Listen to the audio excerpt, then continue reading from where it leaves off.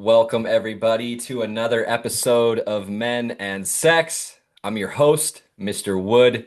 This podcast is all about normalizing some of the most taboo conversations. Here we talk about sexuality, we talk about masturbation, we talk about intimacy. And all of this is to give us more education so that we can actually make decisions on how we relate with sexuality in our own lives. Today, I have a dear friend and teacher in my life. We are going to dive into what I think is going to be one of the juiciest subjects we've ever gotten into on this podcast. His name is Luis Mojica. I've learned him from him for years, and this subject that we're diving into today has been a ripple effect of things that I learned from him. So, I'm excited to have you here. Welcome, Luis. Thank you. I love being here with you. So, Luis is a you're a somatic therapist. That's the title, correct? Yes. Would you just share? I like to go beginner level. Would you Mhm. just share a little bit of what that means, how you work with people? Absolutely. A somatic therapist is not a licensed psychotherapist, but someone who is trained in some branch of somatic psychology. So I was trained in somatic experiencing, and somatic experiencing is was developed and taught by Peter Levine, and now the Somatic Experiencing International organization teaches all over the world. And it's really a really beautiful, I find it actually quite simple, but the results to be really profound technique, technology, protocol, whatever you want to call it, to track the sensations in your body as it relates to a certain event or an experience or even parts of yourself. So you're not in your mind trying to figure out what it means. You're Mm, actually tracking your body to see how is it impacting me on a biological level. And that's really the focus. mm, mm. Yeah, I think something that has evolved out of my work with you and reading books like Waking the Tiger and looking into somatics more, I've really come to understand that my body is extremely intelligent and a lot of it my mind isn't aware of. Hmm. And the more I talk about it, the more simple it seems, but I think it's an outlandish thought for a lot of people that my body has an intelligence outside of my conscious mind. It certainly is. It's actually it's an old spiritual philosophy that's, kind of scientifically being more and more proven that we aren't the body. We whatever we is inhabit the body and can track the body and witness the body, but the body is an animal. And I call it the sovereign body because of what you just said. This animal body has so much intelligence from my ancestors, from evolution, from its own subconscious knowing, things I'll never know. And as the, inhabitant of the body, I get to learn the body through sensation. It's fantastic and strange. And for the listeners, if this sounds weird or outlandish, just think about your blood is pumping. You're not telling it to do that. Your heart is beating. Your hair is growing. Your food is digesting. Your body is battling bacterias and balancing things. None of this you are commanding with your mind to make happen. And this is the intelligence that we're speaking to. And I think that it's important that this is the intelligence we kind of nerd out on and understand more as men because it really correlates to so many different things. And in particular, what we're talking about today is sexuality. Absolutely. And I love those examples. I used to say, you eat an orange and your body translates that vitamin C into collagen for your intestinal lining. It's doing all that. You don't have to do anything. And the same thing happens with emotions. The body's processing emotions and events for you as well. I initially went to school to become a psychotherapist and I was becoming a licensed psychologist. And I was so turned off by the DSM. No offense to therapists, I have so many therapist friends, but it just didn't speak to me because I was so much more curious about this unknown subconscious body and not highlighting the mind so much. I saw the mind getting in the way of processes. Mm. And this is a beautiful thread, I think, into this subject of how do we work with our bodies in a sexual way to expand, to grow, that we don't have to process in our minds. And for the listeners, I've done a couple trainings with Luis, one of his somatic trainings, and then his men's group that was for 9 months, I believe. Mhm. And something that really landed in me is this idea of us being exposed to porn at an early age most likely has a long-term somatic impact when we don't have guidance. That when I'm 10, 11, 12 years old and I have a screen in front of me showing people doing this thing that I have no context for, my body feels all these sensations, chemistry is happening, confusion is in my brain, that this is a strong imprint and that over time, something is most likely going to ripple out of that. So this is where I'd love to dive in with you. Absolutely. And I love just how you said it, how you say puberty, well, porn throughout development that's unsupported. That those are the three things I want to highlight because there's endless debates, is porn good or bad? And I don't really weigh in on those. What matters to me is porn usage throughout development unsupported. Those three things are really important. Because of what you just said, you know, I categorize developmental porn use as developmental trauma. And it's not because I think the porn is good or bad, it's because of the biochemistry it creates. And when you have a developing body, I mean, an adult male listening to this can go try if he watches porn. You can do it in an embodied way. You'll see exactly what I'm talking about. Just like you said, there's all this excitatory stimulus. Your brain lights up, your dopamine levels increase, your adrenaline increases, you have oxytocin increasing, which is the bonding hormone. So you have this whole cocktail of hormones. And you put that in a little 11, 12-year-old body that has no idea what to do with any of that, first of all. And then, like you said, is seeing content that's actually beyond their developmental ability to even comprehend their own lived experience with their body. So the content itself is stimulating and possibly traumatic. And then the physiological effect of watching it is extremely stimulating and has a similar physiology to a traumatic event. You know, the kind of adrenaline and fight or flight that comes up from watching, especially the way porn is now. It's not like an hour video on a grainy film. It's like, you know, it's 5 minute clips, or even maybe less for some guys. And they're watching 40, 50, 60, 70 clips before even having an orgasm. So it's an extremely stressful event on the body. And the physiology of sitting in a chair looking at a screen is inherently dissociative. So if you put all that together, dissociating, tension, excess adrenaline and hormones, and you say this is something someone's practicing, experiencing several times a day throughout their development. I don't know how it can't be categorized as developmental trauma. Mm. And I was talking to Luis about this before we jumped in. The conversation I have the most with men today in their early 20s or 30s or even on, the most common pain point or problem that's showing up is premature ejaculation or what's being labeled as erectile dysfunction. But both of these are symptoms of a nervous system that have gone haywire across many years of these types of habits. And once again, we're not even pointing out the porn as labeling it whatever. We're just talking about this information coming in. The mind has no idea what to do with it. There's so much chemistry, so much sensation in the body. This is registering as very important. And also, I believe there's a certain amount of change that takes place for us as young men is it starts to become almost addictive, whether it's a Mhm. soothing mechanism or distracting or a way that we can just feel better for a moment, or maybe we're feeling overwhelmed and we want to shut down. There's a lot of in here that in these early stages are leading, could easily lead to what we're seeing as a lot of premature ejaculation or going soft and having tons of performance anxiety. Yeah, there's so much there. There's, so one thing I like to say is erectile dysfunction, meaning you can't get a hard on or maintain it, or you can't reach climax, as well as like you're saying, premature ejaculation. There can be some medical reasons for that, depending on the individual. Like an enlarged prostate can do that. A lot of fat around the belly, visceral fat can do that. Heart issues, blood pressure issues can do those things. For most men, it's what you're talking about. Most men, it's their nervous system. So a man that pre-ejaculates or has a very, very sensitive penis and can't hold it for more than a couple minutes, that's someone whose charge is being so delivered to their genitals. So it doesn't spread through the body, right? That's kind of an easy way of seeing it.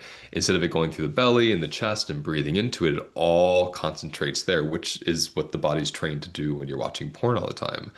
But then, interestingly enough, it swings, the pendulum swings to the other side, right? If I'm also watching porn all the time, the thing with men that's so important to understand is stress and stimulus creates arousal for men. It doesn't do that for women unless they're actually threatened. And then sometimes the vagina can create moisture and can get wet to reduce any kind of traumatic impact if there's forced entry. Yeah. But men are built to have stress hormones fuel their hard-ons. Mm. And that's an important thing to understand because when men watch porn, they're going into a stress response that turns on their erection, and they get that confused with actually being turned on. I'm sure you know this as a man and other men you've worked with. Most men will have zero arousal when they're going to watch porn. They're not like horny at the workday and can't wait to go home and watch porn. They're overwhelmed, they're upset, they're tired, they're limp. They didn't have good sex last night. And then they go to porn because there's a predictability where they will get hard and they will have a climax. But when you're doing it in that way consistently, you're overstimulating your penis.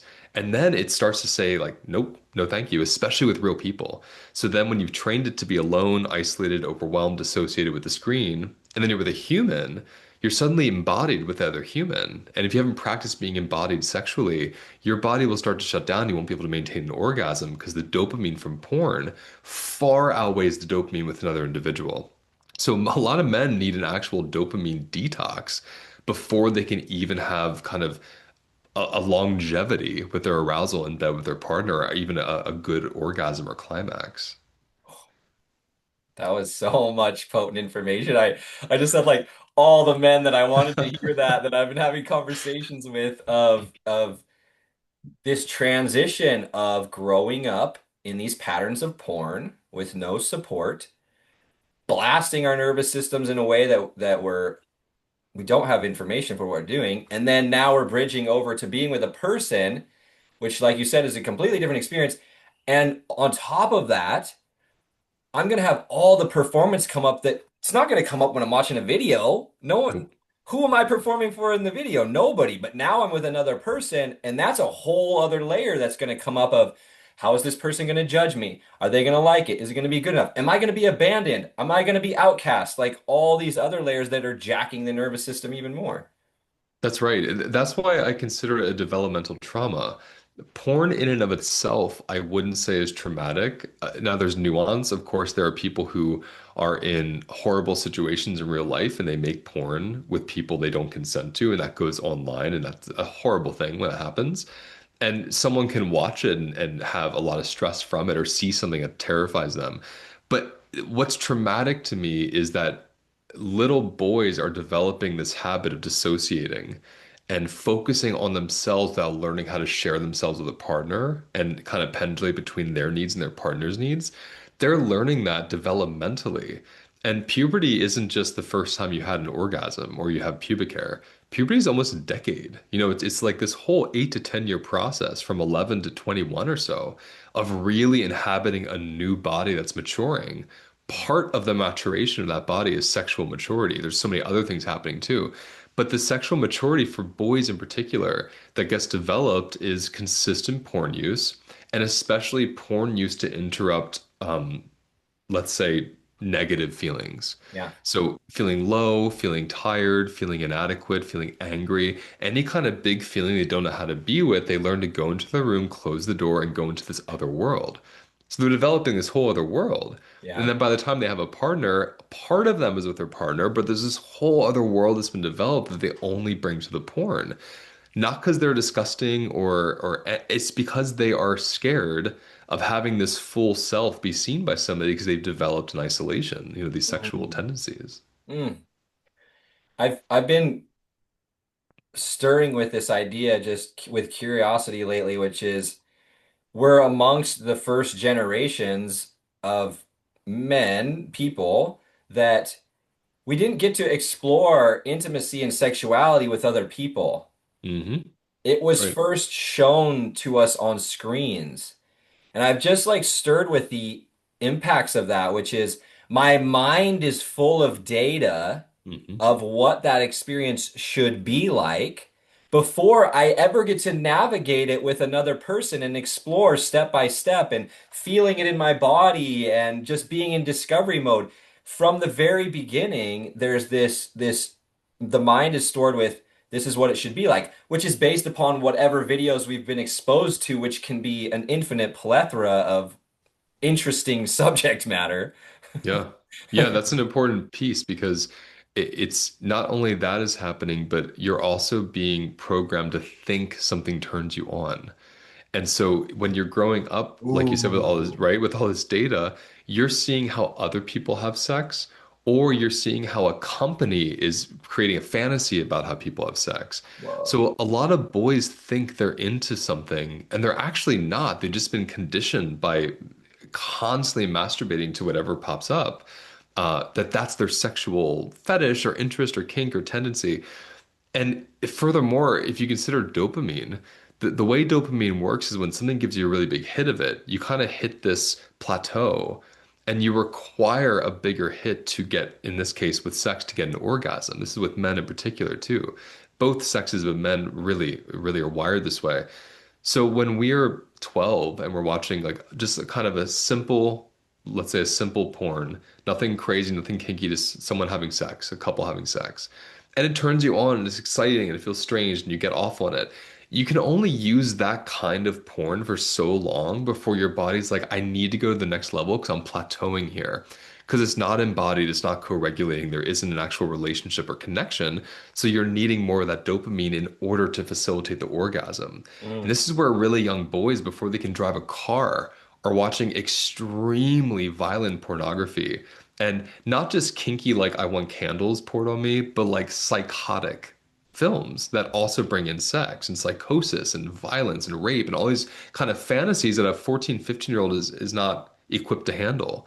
Mm. So that also gets triggered. That also goes into their sex drive and what turns them on now. But it's not really who they are, what they're interested in. It's just been conditioned. And that really adds up when it comes to how much they sequester themselves from actual partners. Because most, especially, this is especially true in a lot of heterosexual relationships, a man is not going to find a woman that's okay with those things. So he's going to keep that world for him because that's what gets him off. Then he's going to have, a vanilla sexual experience with her that's not satisfying, a lot of sexual fawning, kind of just getting through it to make her happy. And then he's going to run off and watch porn to have that better dopamine hit. Mm. I love that you brought up sexual fawning because this is something that I've learned a ton from you. And I think that it really is woven into this conversation. It's talked a lot about, I think, for females, Hmm. but I think you're the only person I've ever heard talk about it when it comes to males, is Hmm. how we fawn. And I think there's a huge weaving into this subject of porn.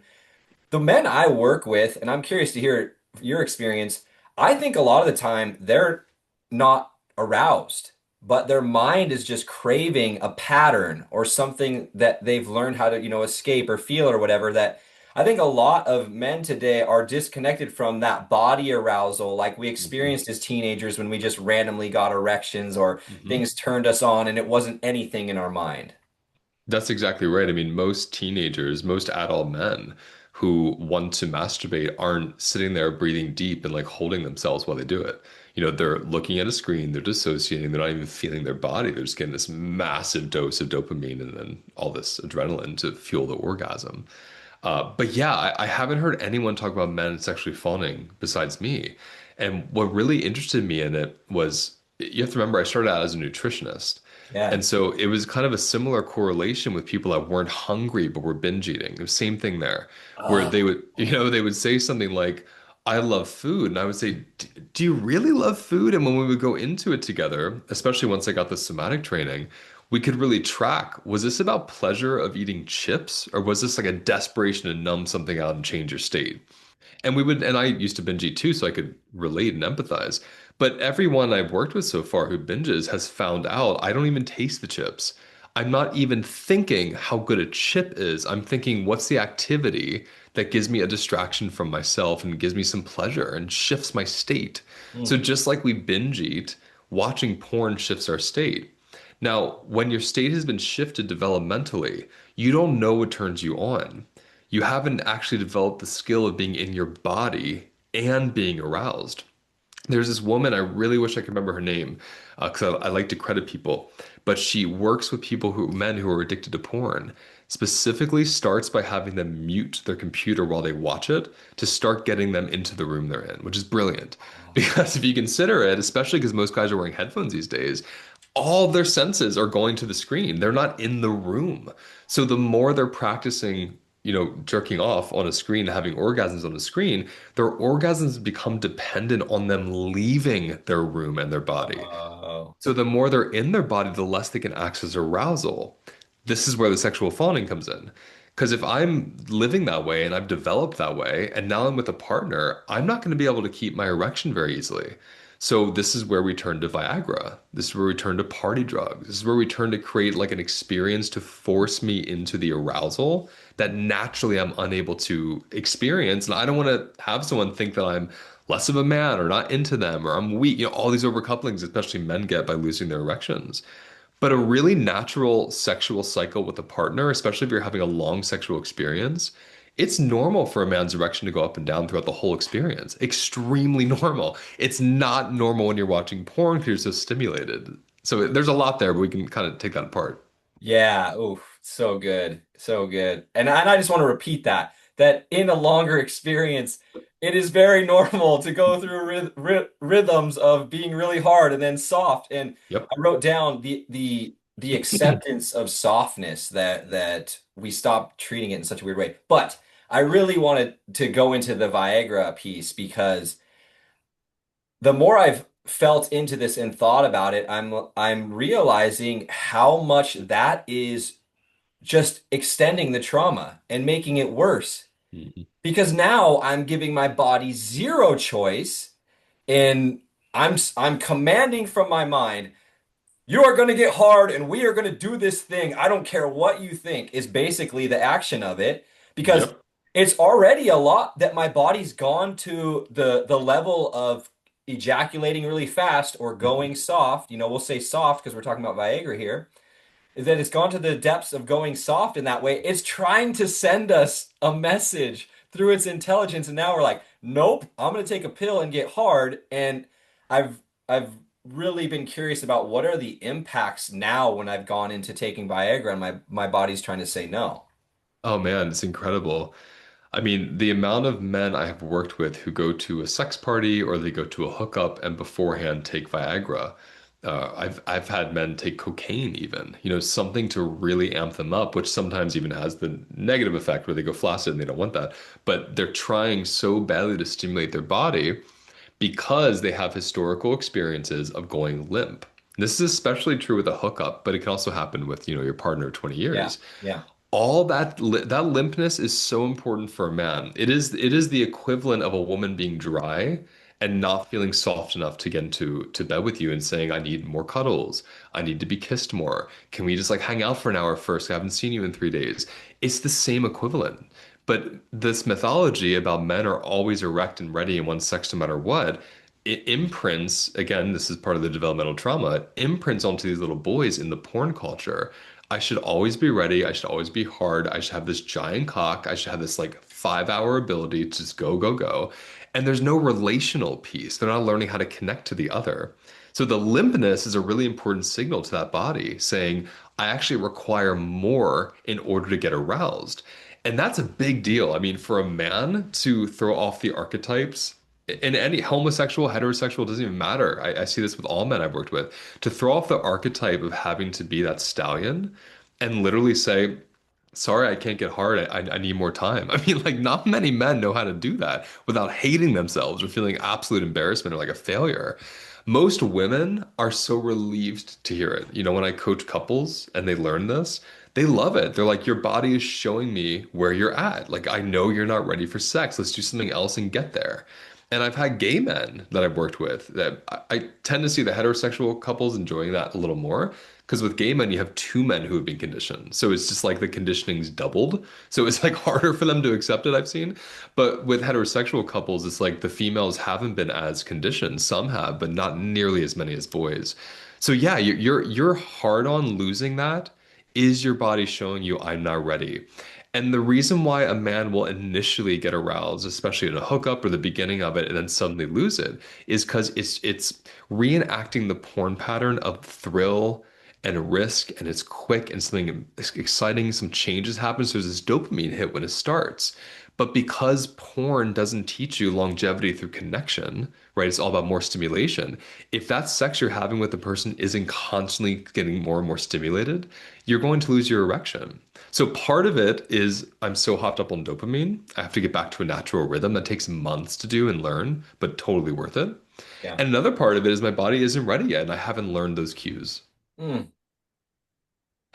Back to the intelligent body where we started.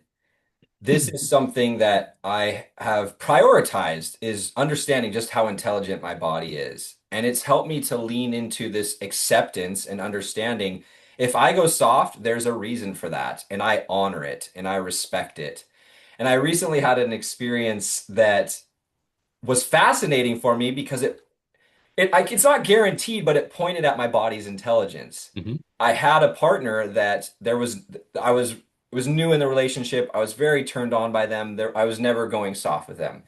But this one time I went soft with them and I just trusted. I was like, my body knows something I don't know. We kept, we were still intimate and had a great time. It was like there was no drama whatsoever. Hmm. The next morning, after that evening, I had to take her to the ER because she had an ovarian cyst burst. Oh, And I was like, wow. There did it my is. body know something? Like, I'll never know, but it was just like this nerdy moment of was my body so intelligent that it sensed something that my conscious mind couldn't possibly Mm. comprehend?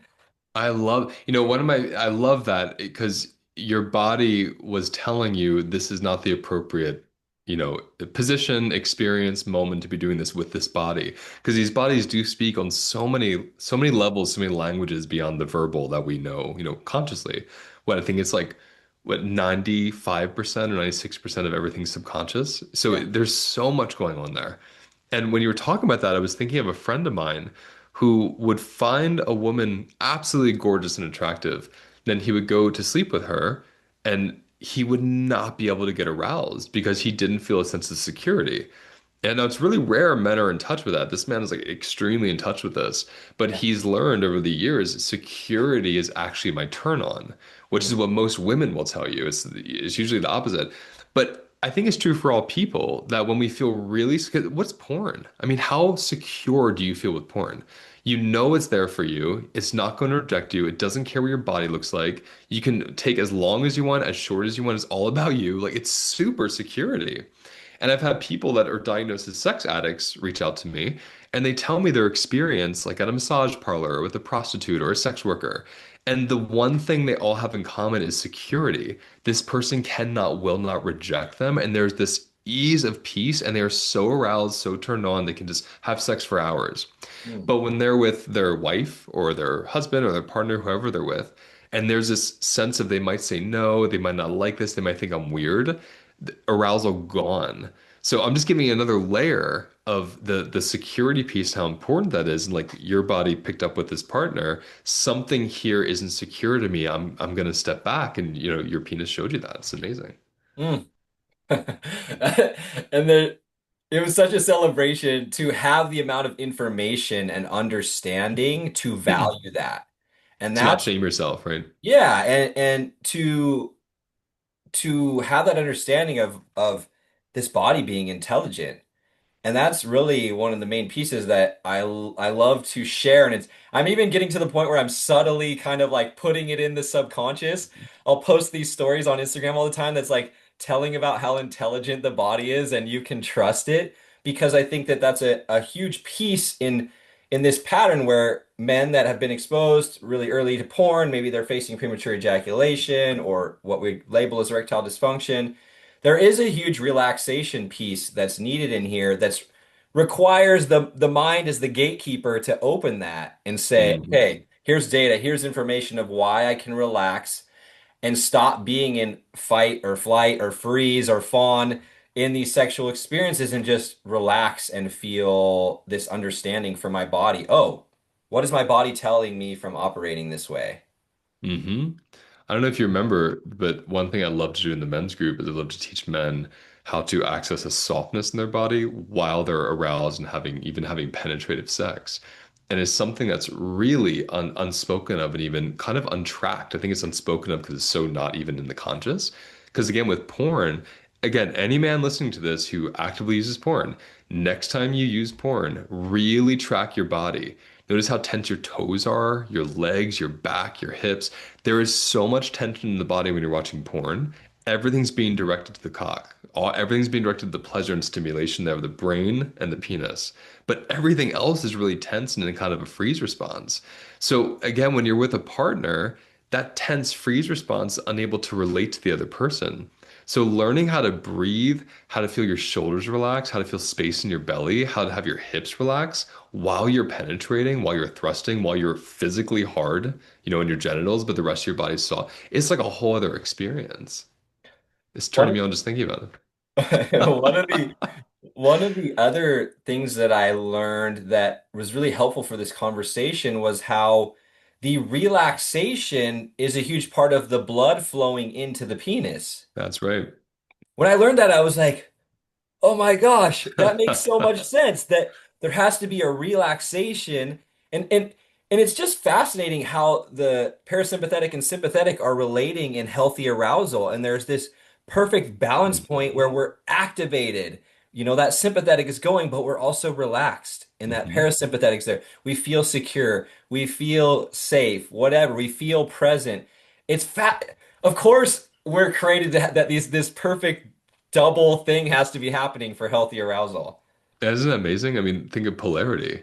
It's like the masculine and feminine. It's like you need to have, and people here are like heterosexual and masculine and feminine. Anyone can invoke masculine and feminine. There's feminine men, masculine women.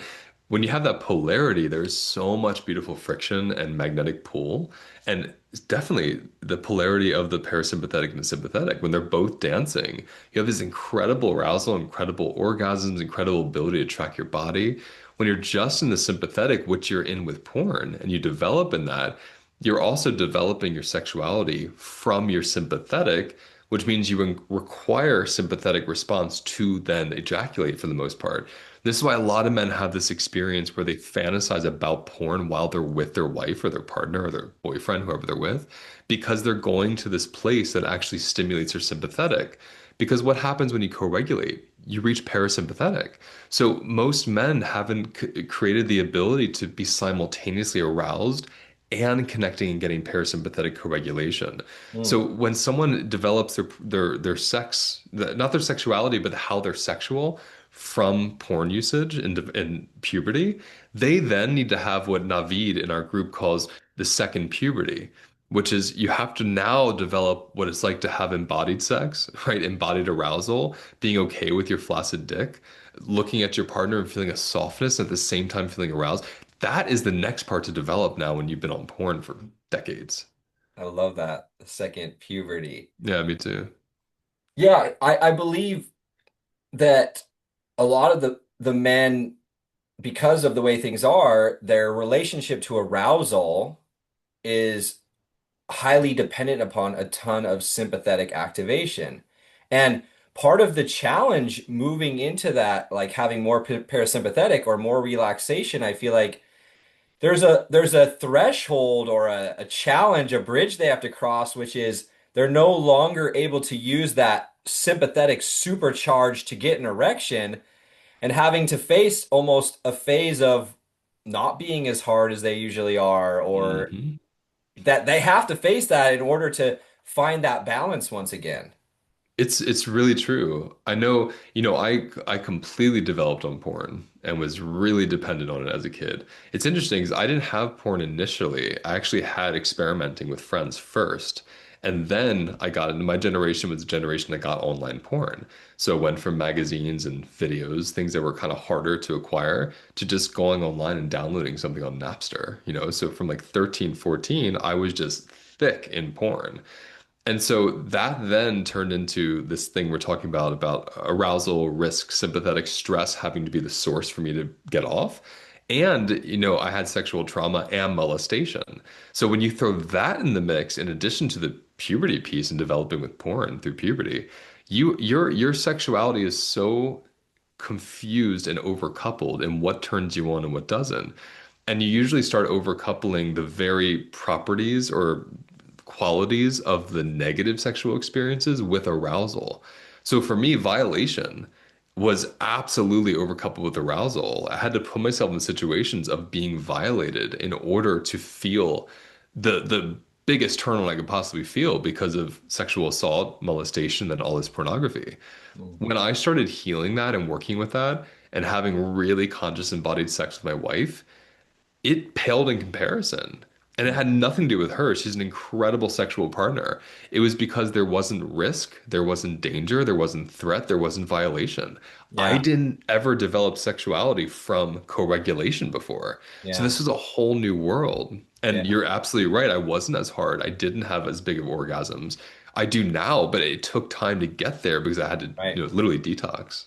It's like a reconstructing of the relationship to arousal. And Hmm. I'm so glad that you brought that up and brought in some of your story because for me, it was growing up on porn, going from the scribbly channel and magazines to, online and and then also being with my first partner and her cheating on me. Mm. Hmm. And so now I have a negative emotional experience of this action. I have so many more feelings because of the co-regulation and all the emotions and connection. And so I went the other way, which was like, I'm never doing that again. So then Hmm. going into more like one night stands or drinking and being intimate in that way. And it really, you sharing yours and me thinking about mine. Yeah, if I'm raised on porn, I don't get any of these teachings of relationship. Then I'm going to these experiences coming early or going soft. Now more trauma and fear. It's just like building and building the problem even more. Exactly. Exactly. And I'm glad you named that piece about your first big relationship and there was betrayal. Because again, we're talking about the porn being so secure because it's so predictable. It can never leave you. It's whatever you want it to be. You can search for the exact experience you want, pretend it's yours, and get off on it. Relationships are full of rupture and mystery and someone else's needs and abilities and consent and non-consent. There's so much there, right? That if my earliest experiences with a person are negative after years of positive porn use, it's just more reason to only hook up or completely avoid. Like I really don't like this term incel because it dehumanizes human beings, boys and men in this case. But that's someone who, in my opinion, is extremely traumatized by porn and isolation, has a very low sense of self, doesn't know how to connect to people, doesn't trust people, and has a lot of relational trauma. And it comes off as, that's why it's called involuntarily celibate. I don't know how to connect to people and have sexual relationships. That's really sad. It's something to point a finger at and make a meme about. It's like, it's a sad experience. That's an epidemic because I believe porn throughout puberty. Mm. What are your favorite recommendations for men that want to connect with their bodies and, change the path? This maybe they resonate with what we're talking about. They're dissociative in their masturbation. They're using porn a lot. What are some of the simple first things that a man can start to practice to be more embodied? I loved the sound thing, turning the sound Mhm. off, stuff like that. Well, one of the first things, if in your mind you're thinking there's no way I can stop using porn, I'm not going to force someone to because you have to really get there. You have to be ready too. So if you're not ready to stop using it, start embodying the use of it. That's going to change everything. Hold a pillow over your chest and belly literally before you go to search for the porn you like. As strange as that sounds for some guys, interrupt the impulse because the impulse is riding on your trauma response. So when you pause, even for 2 minutes, my suggestion is literally set a timer for 2 minutes. Hug a pillow, let your head just be held on a chair or the bed or the wall, wherever you are, and just take some breaths and look around the room and take a moment to feel the pillow on your body, feel the chair holding your head and your back. Look at what's in the room that supports you and feel that. And then watch porn. And if 10 minutes goes by, like set a timer, stop and go right back to it and go back to the porn. Because porn is teaching you to disembody while you get aroused. We need to start interrupting that and embody while we're aroused. Mm, A lot of men that do this lose interest in the porn or start gaining more interest in bringing their arousal into their felt senses. So mm, the first thing I would do is that interrupting the impulse if you're going to use it. If you're open to not using it, everyone needs to know it takes 3 weeks for dopamine levels to reset. on average. So if you're going to stop watching porn, think in your mind, I need at least 3 weeks before I start even getting back to an equilibrium. Mm, But notice if other things come in. Are you scrolling more? Are you eating more sugar? Are you skipping meals and exercising more? How else are you getting that stimulation now that this one source is gone? Because mm, you actually want to de-stimulate the body so you can come back into that parasympathetic place and then develop your sexuality from the parasympathetic. So I'd start with those two things. And just to remember, if you have a partner, please tell them you're doing this. And for the next couple months, don't say weeks, next couple months, your sexual urges are going to be very different. You're going to go limp. You might not be able to come. You might even feel turned off by sex. Just let your partner know it's not about them. You're shifting something in you so you can have more connective sex with them. mm. Yeah, we're really talking about there's these all these cogs that have been working together for these systems to be working, and we're starting to take some of them out, and so that is not going to operate the same. And that's what we want for change, but there's also challenge that comes with that because now the things that have worked for us, we're not utilizing them, and so systems are going to start to Mhm. malfunction or not go in the way that they have, but that's necessary in order to change into the new ways of being. And Correct.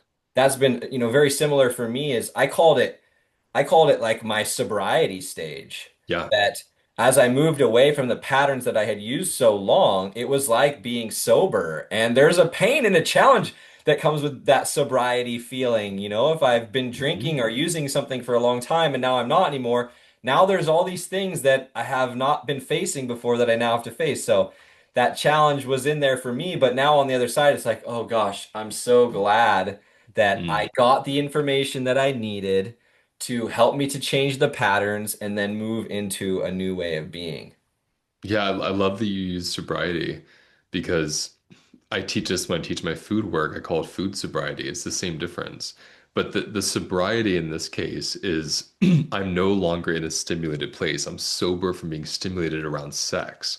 Now, that doesn't mean pleasure is gone. In my personal experience, I've gained more sexual pleasure because I have my whole body now. Whereas before, I just thought it was my genitals. Now it's like my lips are so alive, my nose, my ears, like it's my nipples, my shoulder. So many parts of me are like throbbing, literally, Yeah. when I'm having sex, which is incredible. But you have to develop that. It doesn't just happen when you grew up watching porn. So that sobriety is an important word so people can take it seriously, know it takes time. It's developmental. You developed into it, you have to develop out of it. And like being sober from any kind of drug, you need support. It's a serious drug, porn. I mean, the dopamine it induces is similar to any other hard drug. So you have to take it really seriously and make sure you have people that'll hold you through it. Mm. Luis, thank you so much for coming on the show today. I always appreciate our conversations, and I'm sure we could talk about this for many, many hours. And there's so much more to say, but we've already said so much. There's so much to chew on here, and I really appreciate you joining and sharing your wisdom with us.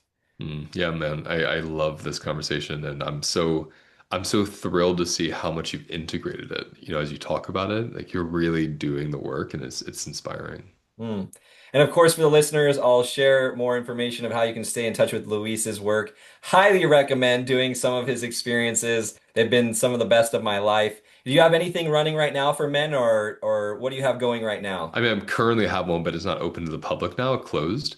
But I do have my first book is being published in April from Hay House. It's called Food Therapy.